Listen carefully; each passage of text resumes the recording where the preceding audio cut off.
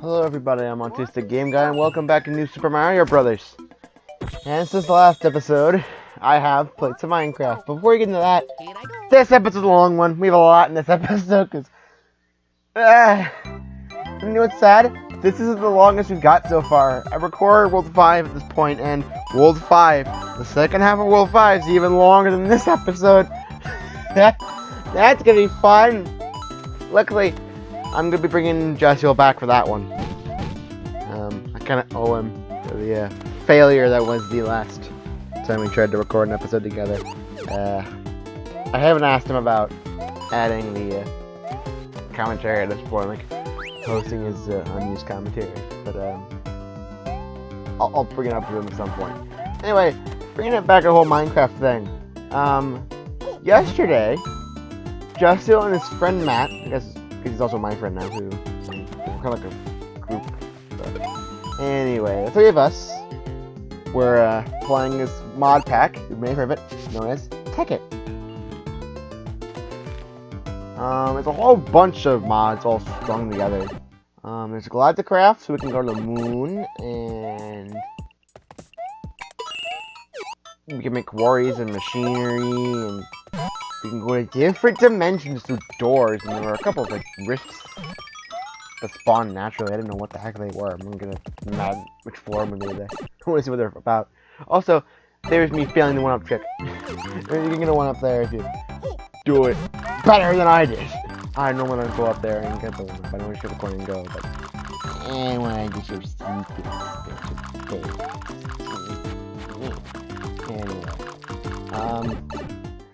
three of us played it for a good 6 hours. So, around 9 o'clock my time, Matt had to leave in order to go to bed because, hey, that's what you gotta do, it's life. But Joshua and I stayed up until... I stayed after Joshua, but let's say it was around 10 or 11 my time. And in Tekkit, you can use another portal and go to the Nether, like any other Minecraft game. When you go through, there are the other ores that you find in the overworld, but they're Nether. And if you put them in a pulverizer, you get like ground up ore or whatever. And you get a lot more out of it that way. And sometimes like the jewels, like the diamonds or the emeralds, you just get them off the bat. And Joshua went to the Nether and encountered the Nether version of silverfish known as hellfish. They're added in a mod. These are in normal Minecraft, so you probably this one. And when they're killed, I think it's when they're killed, they explode. And because the explosion also does damage, it can kill the ones around it. And it just keeps happening on loop. So we go through a portal now, and it's just a freaking wasteland. It's a freaking huge area where things got blown up. I don't know what the heck freaking happened. Cause I wasn't in there. Joshua was the only one in there at that point, and Matt had already gone. And it covered so much ore and already mined most of it for us, and we brought it all back. And there was a ton of it. I don't remember the exact numbers, but I do know that we got at least 9 stacks of coal, at least 8 stacks of gold, almost 2 stacks of diamonds. And since Matt wasn't there, Josh was like, oh, we cannot keep any of this because Matt's gonna think we cheated. I'm like, come on, man. I saw another portal, and then there was an explosion from hellfish, and there you go. That should explain everything, right? When Joshua went to bed, he tasked me with doing 3 things when he was gone. So nice. Build a farm for wheat, harvest some wood because we were running low, and smelt all those dang metals. And holy crap, thank God we have a diamond chest. Thank God we used some of those diamonds for a diamond chest, because we needed that freaking room for those ores. For sure. It was a mess, I'll tell you that much. It was a freaking mess. We're gonna start playing it again today. Time I'm recording this episode, it's like 9:30 in the morning.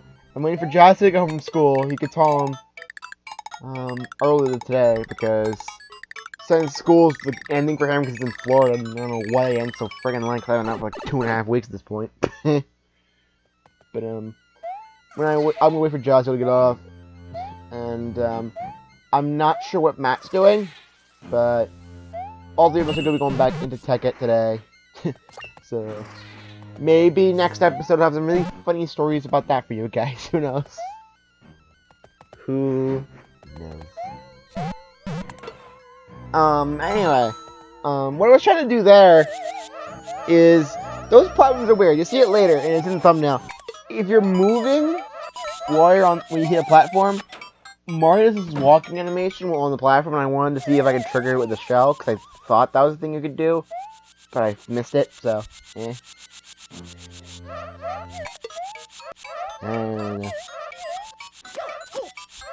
Now, this is probably my second favorite ghost test, because A has those laughing that go across walls and all that, but I also like these ghosts. The gimmick with them is when you're face away from them, they chase you like any other boot. But if you look at them, they start filling themselves out with air and just filling up more of the screen. And if they chase you, they let it out.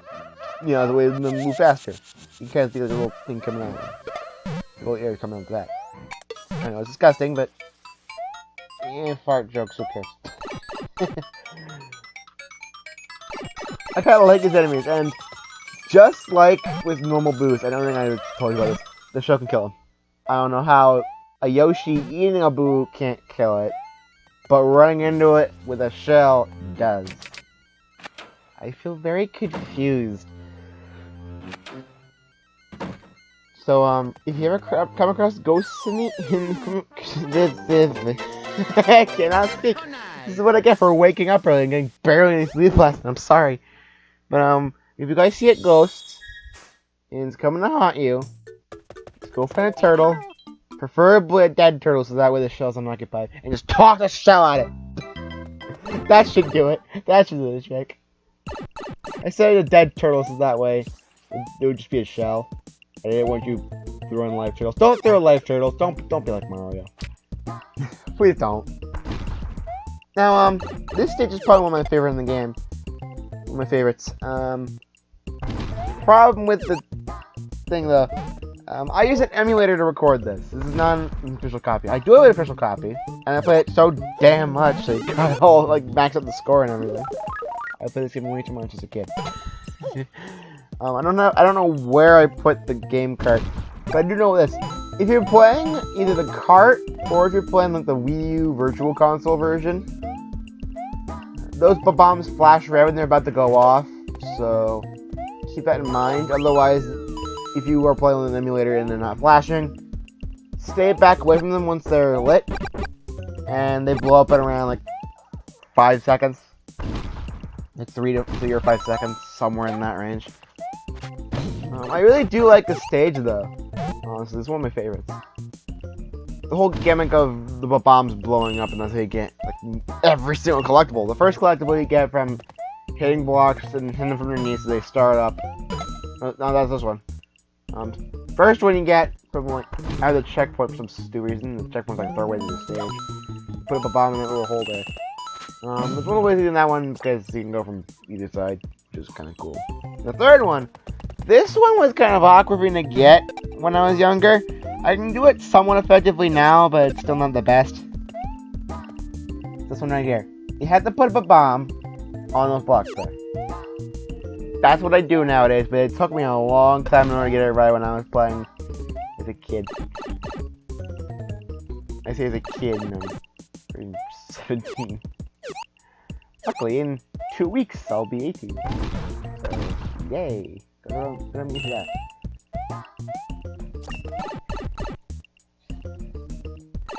And here's the point in the commentary, pretty much just friggin' dies. 18-minute episode by myself. I mean, I gotta get used to it because I already have the first 4 Mega Man games recorded for the marathon I'm doing this October. And I know this is gonna be a long one. But, when I was recording this episode, I did like half the Robot Masters in one episode, right? As a result, that equates to about 20 minutes of gameplay per episode. So, either I had to bring on special guests constantly in order to make sure my commentary doesn't just die all the time.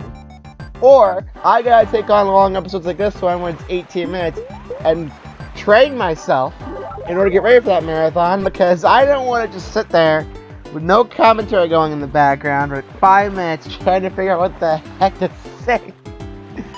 Because it's not really worth my time. It's not really a good use of my time. I could be doing I could be doing other things, like actually talking. I don't really have the full plan for Mega Man Marathon planned out. I think October 1st is the day before Mega Man 11 comes out, and that's on Mondays. That's probably when I'll start it. So October 1st is definitely when I'll start the Mega Man Marathon. So, the thing is, I'm not entirely sure what I'm going to be doing in terms of half the games. Because I can do the NES games. I can do 1 through 6 really easily. The NES emulator makes the record super easy. With, like, no graphical issues. Compression might make the health bar look a bit weird, but who cares? But 7, I think I could use like 9 SNES X or whatever the hell it's called. Record with XSplit. I think it works fine because I did a test recording a while back when I was first doing that. For 7. It worked really well, surprisingly. 8, that's gonna be a bit of an iffy one because that's a PS1 emulator I have to use for that. And when I'm using recording software, like OBS and XSplit, it lags. I tried streaming Crash Bandicoot 2 once through that, and it did not really work out too well. It's a lag, I don't really want lag. So I might have to find some workaround for that. And then it's really bad. I don't have 9 or 10. I've never played 9 or 10. I've only played 1 through 8. I didn't even beat 8. I've beaten the other Mega Man games. I've beaten 1, 2, 3, 4, 5, 6, and 7. I've not beaten 8. So that's gonna be something. I never really finished 8 because I didn't really bother to. But I think it was with the Mega Ball songs. The Mega Ball are stupid. But I will play Mega Man 9 for the marathon. The problem is I've never played them before. I have no access to them, so I had to find the Legacy Collection. I had to get enough money to buy the Legacy Collections, which might be a bit tough because A, I don't monetize this because it's too small of a channel, and B, I don't have a job yet because I'm just a teenager. I mean, I technically can. I have a high school diploma, so I technically can get a decent job for first level before college or during college. So that's something I could do, but honestly, be perfectly honest with you, I really have no idea what I'm gonna do. I know for a fact the first 7. Okay, no. First 6 for sure. 7, I gotta hope for the best with that one. Because that's what tends to lag, because that's what happened with the Smoothie Operator episode with the Something Even Sundays. I record this in a lower quality, but I can't exactly do that with 8. Because the PS1 emulator lags like hell. If you want to start on the computer, and that includes recording or streaming. So that's not really gonna be the most helpful, to be perfectly honest with you. In fact, it's actually a really big problem. Not to mention, I haven't played 9 or 10 yet, so... I mean, I've seen them. I know Mega Man 9's about robots that are running to an expiration date and widely convinced them to attack the world, and your friend Dr. White for it. I know Mega Man 10, there's a freaking virus going around and affects the world, and Mega Man 7 to fight a cure or whatever. I understand. I know the plots, I know the storylines, I know the endings, I know the twists, because, spoiler alert, Wily did everything. It's all Wily's fault. So the ending thing which baffled me, because Dr. Wily made the Robo-Enza virus. And something that really confused me is, when it was put in the hospital, not in the hospital, like, he put in like a little like, guest room in Dr. White's lab, because he ended up getting a fever after the final boss fight. So Mega Man just takes him back to the lab, has him rest up. Next day, they go to his room to check up on him, and suddenly there's a whole like mess of cures, enough to cure every single robot. So instead of letting the robots wreak havoc because of the Robo-Enza, He's just like, you know what? Screw it. This failed. You didn't get Mega Man. Here. You can hear everyone now. He just...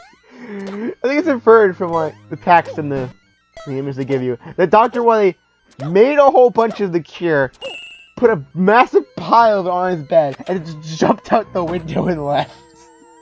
Because you don't see the castle, I don't think. You just see an open window. So I think it's inferred that Dr. Wily just jumped out of the freaking window to escape. And I don't know why I find that so funny. Just the fact that, you know what? I'm sorry, I'm bad doing anything with Dr. Wily voice, but I wasn't able to stop that Mega Man from doing his Mega Man-like things. I wanted to take over the world with this Robo-Enza virus, and I failed so miserably, thanks to that blue bomber. Because I couldn't infect him. I couldn't make him go to my side. And I don't know what to do anymore. This is a massive backfire. Here, have the cure, it's fine. I'm gonna go take a nap. That's what happened in Mega Man 11, because according to the trailer, Dr. Wily says that a brain needs sleep in order to be healthy, which is kind of ironic, because it's a video game and nobody ever goes to bed normally when you play video games. Ha!